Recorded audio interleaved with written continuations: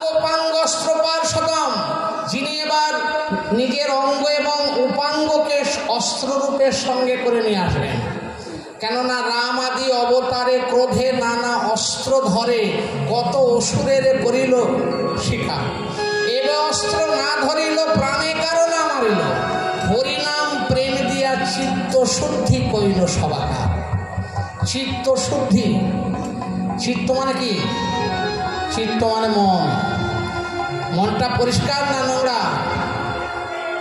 তোমাদের গাগুলো খুব পরিষ্কার, তোমরা দিনে 3 বার করে সাবান দাও। তাহলে দোকানে গিয়ে জিজ্ঞাসা করেছো, দাদা আমার মনটাকে একটু পরিষ্কার করব, কিছু থাকে তো দেন, জিজ্ঞাসা করেছো? তোমার মনটাও পরিষ্কার, মনের মধ্যে নোংরা, এটা পরিষ্কার করবে কি দিয়ে? সাবান দিয়ে না হয় ও গায়ের ওপরটা পরিষ্কার করলে। মহাপ্রভু বলেছেন আমার কাছে সাবান আছে। কি সেই মাজন? সেই তো দর্পণ মার্জনং ভব মহাদাবাগনে নির্বাপনং শ্রেয় কৈরব চন্দ্রিকা বিতরণম বিদ্যাভরজীবনম আনন্দাম্বুদিবর্ধনম পতি পদে পূর্ণামৃত আস্বাদনম সর্বাত্ম স্নাপনং পরম বিজয়তে শ্রীকৃষ্ণ সংকীর্তনম। প্রথমেই বলেছেন চেত দর্পণ মার্জনং, চিত্তরূপ দর্পণটি মার্জিত হয়। কি করলে হয় না? এই সাধু সঙ্গ করতে হয়। শ্রবণ করো, কীর্তন করো। শ্রবণ কীর্তন করলে কি হয় না? চিত্তরূপ দর্পণটি মার্জিত হয়। হরিবল হরিবল। মার্জনে হয় ভজন, সাধু সঙ্গ অনুক্ষণ, অজ্ঞান অবিদ্যা পরাজয়। মার্জনে হয় ভজন, যত মাজবা তত ভজন হবে। সাধুর সঙ্গ অনুক্ষণ, সাধুর সঙ্গ করো। সাধুর সঙ্গ করলে কি হয়? সাধুর সঙ্গের 3টে জিনিস সুন্দরভাবে পাওয়া যায়: সাধুর দর্শন, সাধু স্পর্শন, সাধুর মুখের হরিকথা। এই সূর্য যখন ওঠে অন্ধকার থাকে থাকে না, তেমনি সাধুকে দর্শন করলে তোমার মনের ভেতর যে নোংরা সেগুলো চলে যাবে। সাধুর দর্শনে যায় মনের ময়লা, পরশে প্রেম তরঙ্গ। সালে সাধুর মধ্যে যে প্রেম আছে, যে ভক্তি আছে, যে গুণ আছে, সাধুর চরণ স্পর্শ করলে সাধুর সেই গুণগুলো, সেই সদ্গুণগুলো তোমাদের সংক্রমিত হবে।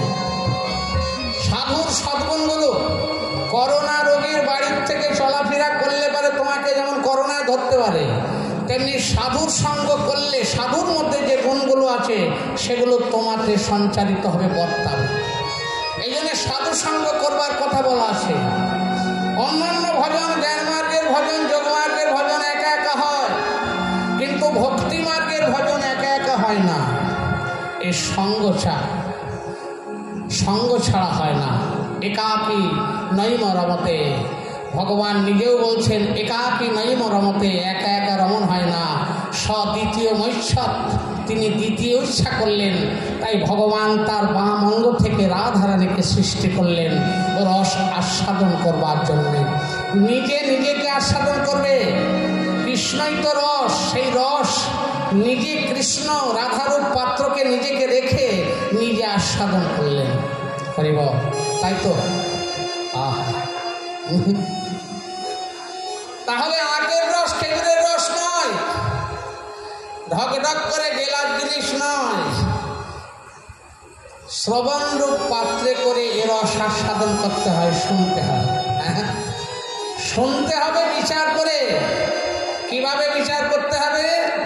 মধ্যস্থ শ্রী ভাগবত পুরাণ বিচার করিয়া মনে ভক্তিরস আস্বাদনে, মধ্যস্থ শ্রী ভাগবত পুরাণ। কীর্তনিয়ারা কি বলছে? যা খুশি তাই বলছে। গুরুদেব কি বলছে আর শাস্ত্র কি বলছে, 3টে যদি মিলে যায় তাহলে জানতে হবে ভজন পথের সন্ধান মিলেছে। আর যদি শাস্ত্রে যা বলছে কীর্তনিয়া আসরে সে যদি শুধু 4 ঘন্টা ঝুড়ি ঝুড়ি আজে বাজে কথা বলে যায়, তাহলে জানতে হবে ওই কীর্তন শোনা পাপ। ওটা শোনা সমাজটাকে আরো নোংরা করছে, সমাজটাকে আরো নোংরা করতে ফেলছে। কি তাই তো নাকি? হ্যাঁ, হরিব। আরে হ্যাঁ কিন্তু বলুন, আমি ভূত তালু বলতে পারি। সাধু শাস্ত্র গুরু বাক্য সাধু শাস্ত্র গুরু বাক্য হৃদয়ে করিয়া ঐক্য। সাধুরা কি বলছে, গুরুদেব কি বলছেন, আর শাস্ত্র কি বলছে, তিনটে যদি এক হয়, হৃদয়ে করিয়া ঐক্য, আর না করিও কিছু আশা, শ্রীগুরু চরণে রতি, সেই সে উত্তম গতি, যে প্রসাদে পুরে সর্ব আশা। এই জন্য গৌরচন্দ্রিকা শুনতে হবে। গৌরচন্দ্রিকা প্রত্যেকটি লীলার আগে গাইবার নিয়ম আছে। এই নিয়মটা কে করেছিলেন জানেন? এই নিয়মটা গৌরচন্দ্রিকা পদাবলীর আগে গাইতে হবে, এই নিয়মটা কে করেছিলেন? না ঠাকুর নরোত্তম। খেতুড়ি এখন সেটা বাংলাদেশের মধ্যে পড়েছে, যেটা খেতুর রাজশাহী জেলায়। সেই খেতুড়ে এখন অনুষ্ঠান হয়, আপনারা গেলে যেতে পারেন। লক্ষাধিক লোক হয়, লক্ষাধিক ভক্তের সমাগম হয়, যেখানে নরোত্তম ঠাকুর মশাইয়ের মানে মন্দির। সেই খেতুড়িতে একবার সারা ভারতবর্ষে সমস্ত ভারতবর্ষীয় বৈষ্ণব সম্মেলন করেছিলেন নরোত্তম ঠাকুর মশাই। বৈষ্ণব সম্মেলন, সর্বভারতীয় বৈষ্ণব সম্মেলন। নিত্যানন্দের স্ত্রী জাহ্নবা দেবী তখন বেঁচে ছিলেন, তিনি অর্থ জুগিয়েছিলেন। সেই লক্ষ লক্ষ ভক্তের সমাগম যেখানে, সেখানে ঠাকুর নরোত্তম পদাবলীর গাওয়ার আগে বা লীলা কীর্তন গাইবার আগে গৌরচন্দ্রিকা গাইবার প্রবর্তন করছে। গৌরচন্দ্রিকা না হলে লীলা কীর্তন হয় না, কেননা গৌরচন্দ্রিকা হচ্ছে লীলা কীর্তনের ভূমিকা। তাই তো? যদি গৌরাঙ্গ না হতো কেমনে হইত, কেমনে হইতাম যে। যদি গৌরাঙ্গ না হতো কেমন হইত, কেমনে ধরিতাম যে।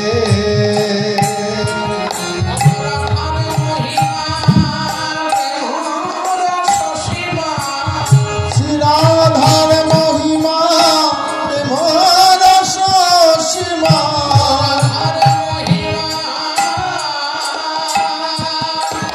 প্রেমর সীমা, শ্রীরাধার মহিমা প্রেমর সীমা,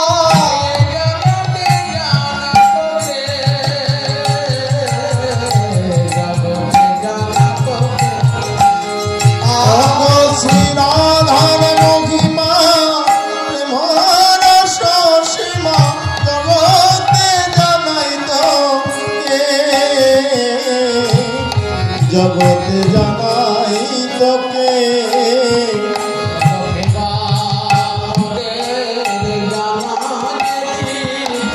পলকে বামদের জানাইয়ে দিত,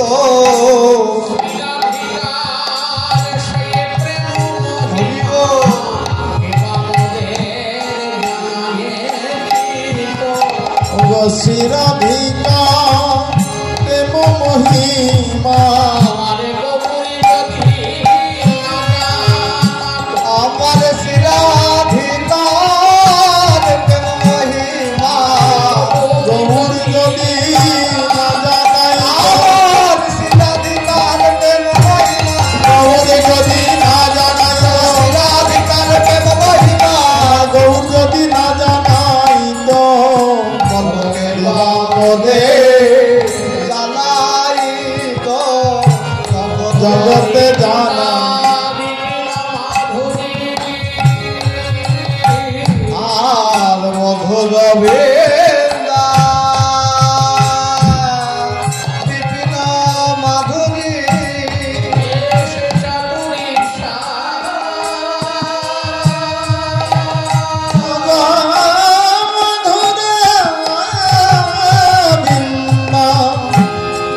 বিপিন মাধুরী,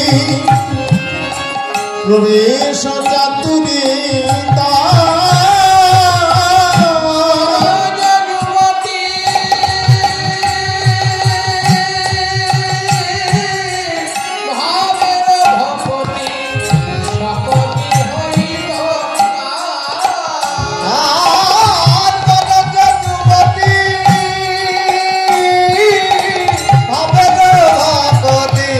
সকতে হই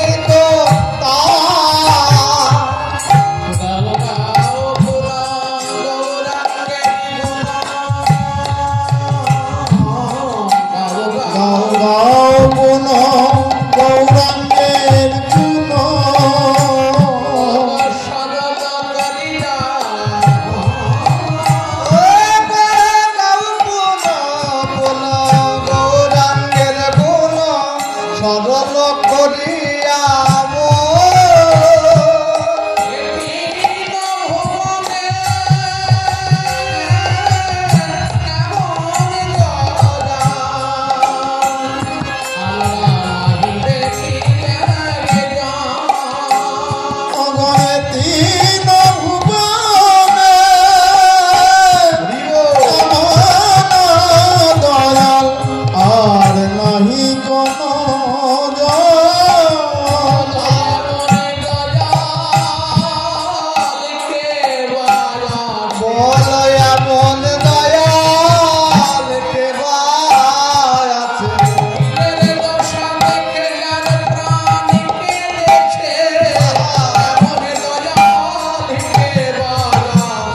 জীবের দশা দেখে প্রাণকে দেখছে এমন দয়াল কে আছে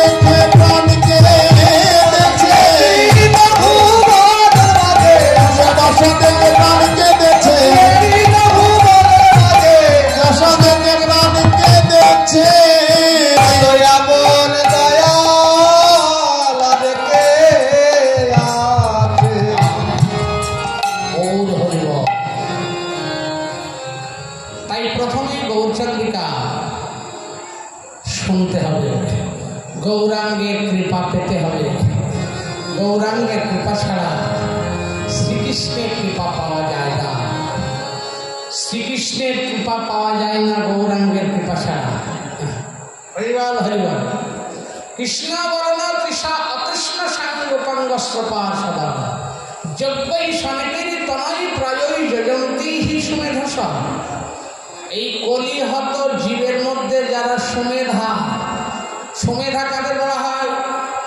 শুভ বুদ্ধি সম্পন্ন যারা, তারাই একমাত্র ভগবান গৌর হরিকে ভগবান জ্ঞানে নিজ মনমন্দিরে প্রতিষ্ঠা করে সংকীর্তন রূপ মহামন্ত্রের দ্বারাই তার অর্চনা করবে। অন্যান্য দেবদেবীর পুজোয় যা যা লাগে গৌর হরির পুজোও তাই লাগবে, কিন্তু গৌর ভগবানের পূজার সব থেকে ভালো উপাচার হরিনাম সংকীর্তন। হরিনাম রূপ মহামন্ত্র, হরিনামকে মহামন্ত্র বলা হয়েছে।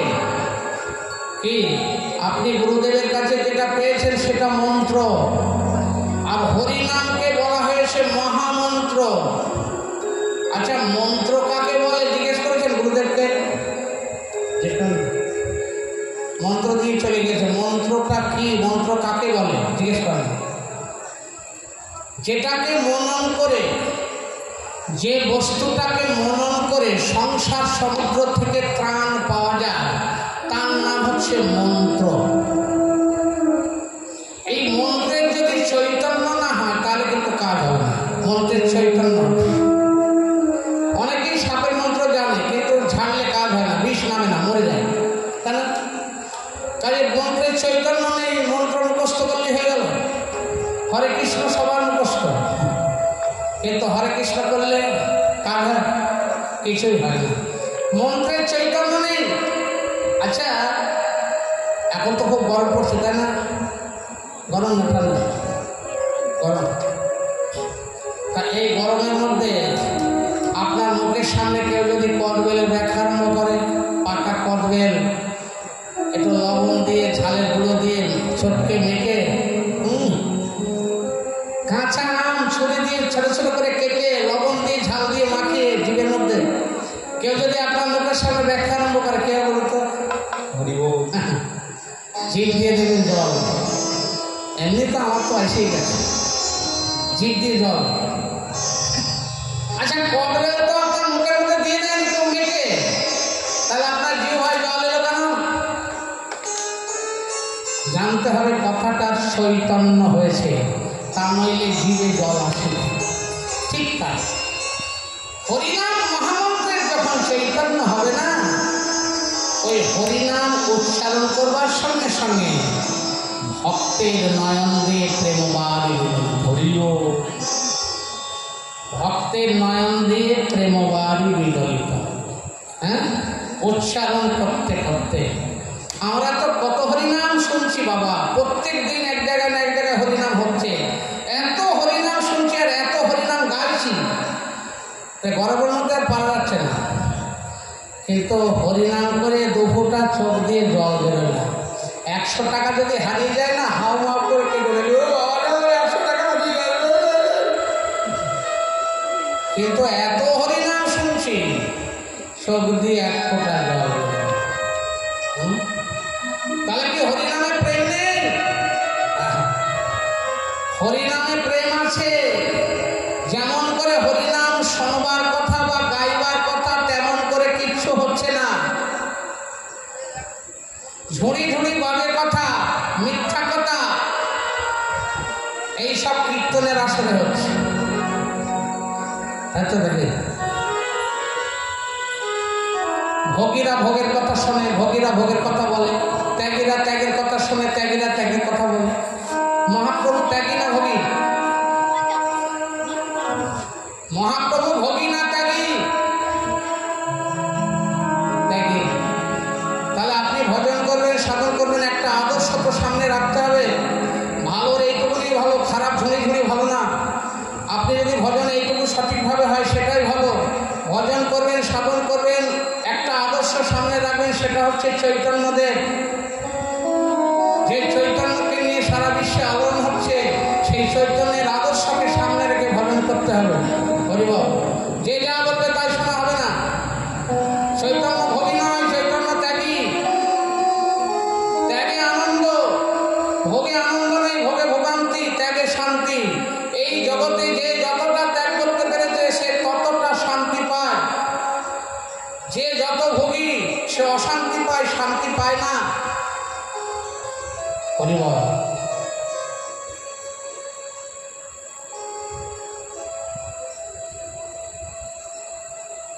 তাহলে মন্ত্র হচ্ছে যেটাকে মনন করে সংসার সমুদ্র থেকে ত্রাণ পাওয়া যায়, তারই নাম হচ্ছে মন্ত্র।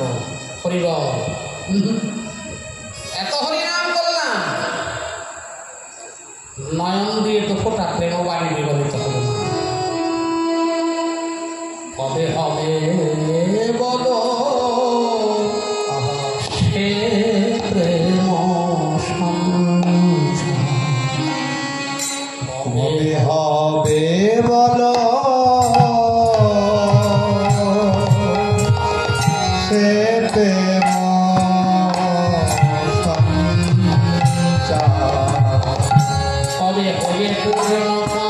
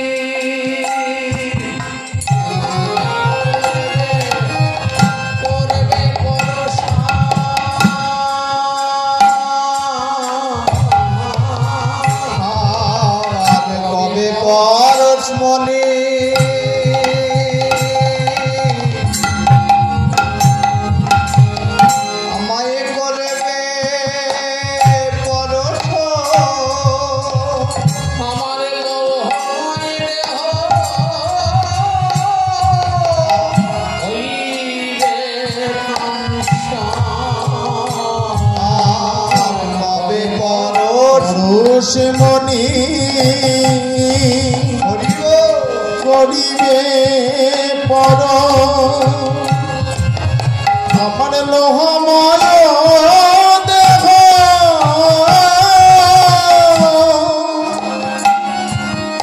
হইবে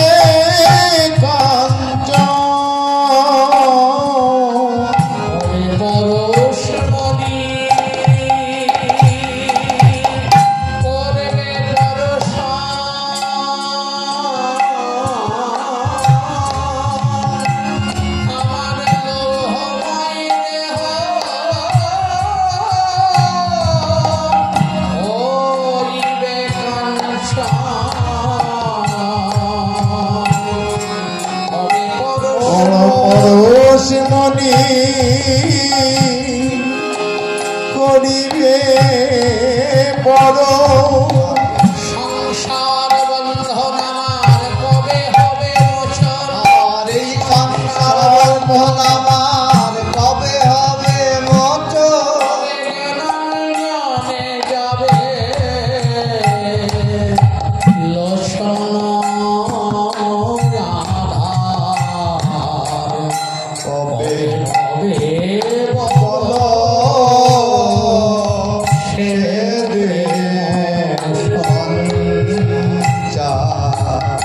বলো বলো সেদিন কবে বা হবে আর বলো বলো সেদিন কবে বা হবে তোমার নাম লইতে আমার অশ্রু ঝরবে বলো বলো সেদিন কবে বা হবে তোমার নাম লইতে আমার শুধু ধরবে কৃষ্ণ বলে আমি কেঁদে বেড়াবো তোমার নাম লইতে আমার অস্ত্র ঝরে কৃষ্ণ বলে কেঁদে বেড়াবো তোমার নাম লইতে আমার অশ্রু ঝরবে কৃষ্ণ বলে কেঁদে বেড়াবো নাম লইতে আমার অস্ত্র ঝরবে বলে কেঁদে বেড়াবো নাম লইতে আমার অস্ত্র ঝরবে বলে কেঁদে বেড়াবো বলো বলো সেদিন আমার কবে বা হবে মাখি সর্বজঙ্গে ভক্ত পদভূমি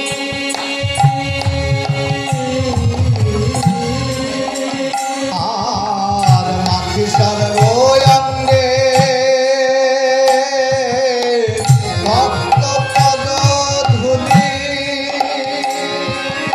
কাঁধে দয়ে চির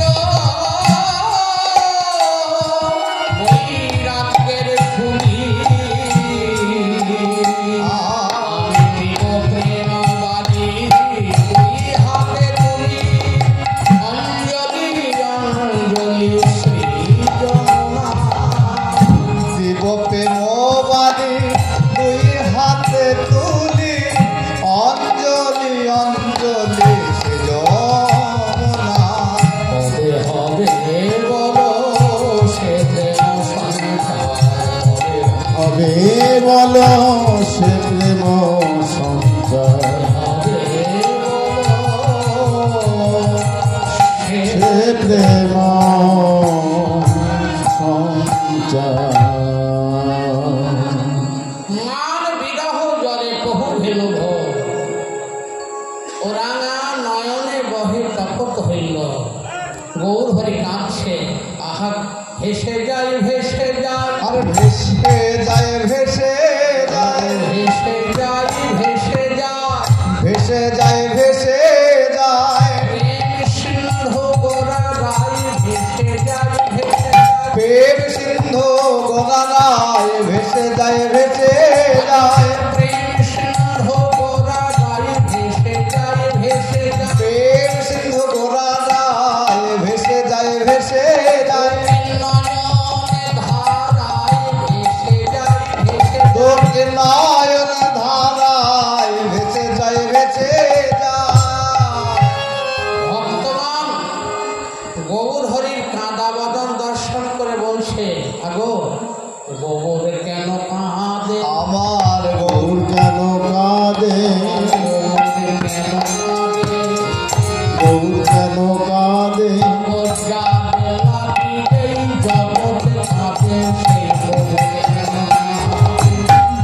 লাগি এই জগৎ কাঁদে গৌর কেন কাঁদে যার লাগি এই জগৎ কাঁদে গৌর কেন কাঁদে যার লাগি এই জগৎ কাঁদে যার লাগি এই জগৎ কাঁদে গৌর দয়া করো বলে আর লাগি এই জগৎ কাঁদে গৌর দয়া করো বলে আর লাগি এই জগৎ কাঁদে দয়া করো বলে গৌর কেন কাঁদে গৌর কেন কাঁদে এ তো গৌর হরির কাঁচা সোনা অঙ্গ, কাঁচা সোনার মতো গৌর হরির অঙ্গের বর্ণ, বদনখানা সোনার পদ্মের ন্যায়, স্বর্ণ কমলের ন্যায়, যেন সোনার পদ্ম। নয়ন জল বদন দিয়ে গড়িয়ে গড়িয়ে মাটিতে টুপ টুপ করে পড়ছে। একজন রসিক কবি গৌর হরির ওই কাঁদা বদন দূর থেকে দর্শন করে বলছে, আহা হা রে, দেখো মুক্তা ঝরিছে, যেন মুক্তা ধরিছে সোনার কমল হতে যেন মুক্তা ঝরিছে। সোনার কমল হতে যেন মুক্তা ঝরিছে না না, এটা আমি ঠিক বলিনি।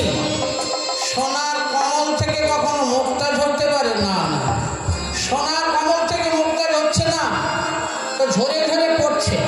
কি ঝরছে? যেন মুক্তি ঝরিছে, মুক্তি ঝরিছে যেন মুক্তি ঝরিছে। যেন মুক্তি ঝরিছে এই জীবের মুক্তি দেবার লাগে যেন মুক্তি ঝরিছে। জীবের মুক্তি দেবার লাগে মুক্তি ঝরিছে এই জীবের মুক্তি দেবার, জীবনে জীবের দশা হেরে জীবের মুক্তি দেবার লাগে জীবের দশা মলিন হেরে জীবের মুক্তি দেবার লাগে জীবের দশা মলিন হেরে লাগে জীবের দশা মলিন হেরে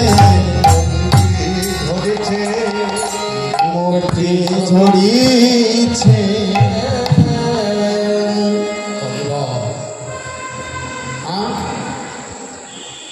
মান বিরহ জলে বহু ভেল ভোর, ওরা মান নয়নে বহে তপতল। আরে মোর যাবে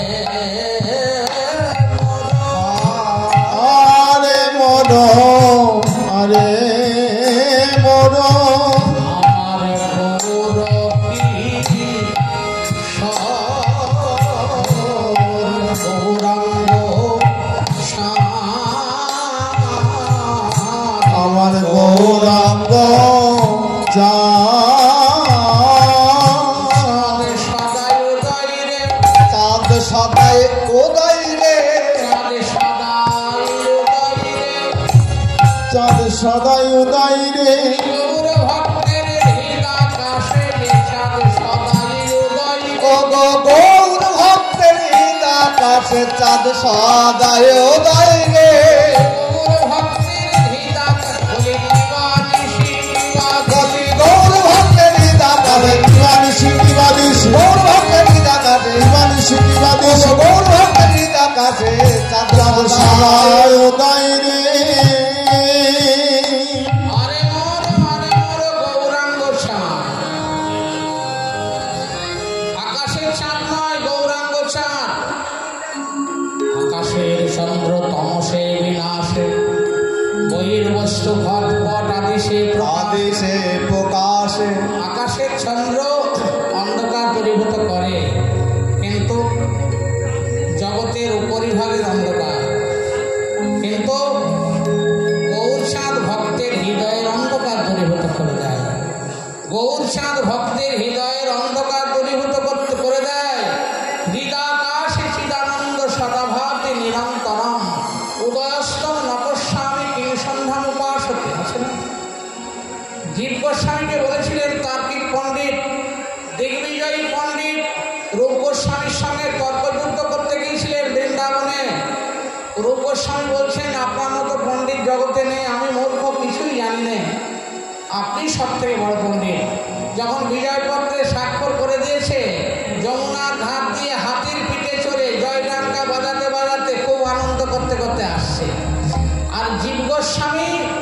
যমুনা স্নান করে মুখে চানা চিবাতে চিবাতে ঘরে যাচ্ছে।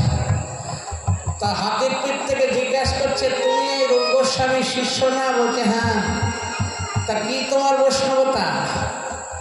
তোমার গুরুদেব বা কেমন আর তুমি বা কেমন? বলি স্নান করে কে চানা ভাজা চিবায়?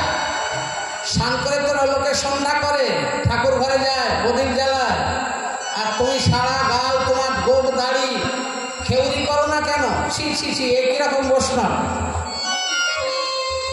তখন জীব গোস্বামী বুঝতে পেরেছে এই সেই তার্কিক পণ্ডিত। আমার গুরুদেব তর্ক না করে ওর বিজয়পত্রে স্বাক্ষর করে দিল, ওর কথার উত্তর দিয়ে দেখি বুঝতে পারে কিনা, তাহলেই বুঝতে পারবো কত বড় পণ্ডিত। তখন জীব গোস্বামী বলছে, হে পণ্ডিত মশাই, ঠাকুর ঘরে যাওয়ার অধিকার আমার নেই। কেন ঠাকুর ঘরে যাওয়ার অধিকার নেই? না আপনারাই বলুন, একসঙ্গে যদি কারো দুটো অসৌচ হয়, সে কি ঠাকুর ঘরে যেতে পারে? অসৌচ বলেন তো? কারোর বাড়ি যদি কেউ মারা যায়, তাহলে 13 দিন 1 মাস অসৌচ পালতে হয়। কারোর বাড়িতে কেউ যদি জন্মায়, তাহলে অন্তত 15 দিন হোক 7 দিন হোক, যাদের যে নিয়ম, অসৌচ পালন করতে হয়। তো তখন দিগ্বিজয় পণ্ডিত জিজ্ঞাসা করছে, হে জীব গোস্বামী, তুমি তো সংসারই করনি, তোমার আবার অসৌচ কিসে? বলছে হ্যাঁ পণ্ডিত মশাই, কিছুদিন আগে আমার একটা কন্যা জন্মেছে। স্বভক্তি গহিতা জাতা মায়া ভাজ্যামিতা ধুনা। কি বলছে? কিছুদিন আগে আমার একটা মেয়ে জন্মেছে। এই অশৌচের জন্য ঠাকুর ঘরে প্রবেশ করি না, সন্ধ্যাও করি না। আর কিছুদিন আগে আমার স্ত্রী মারা গেছে, স্ত্রী বিয়োগ হয়েছে। আমার স্ত্রীর নাম মায়া, আমার মেয়ের নাম ভক্তি। পণ্ডিত বলছে, তুমি তো বিয়ে করনি, তোমার স্ত্রীর নাম মায়া, সে আবার মরে গেল। তুমি তো বিয়ে করনি, তোমার আবার জন্মগ্রহণ করলো মেয়ে, তার নাম ভক্তি। তখন শিব গোস্বামী বলছে, হে পণ্ডিত মশাই, আমার স্ত্রীর নাম মায়া, মানে আমার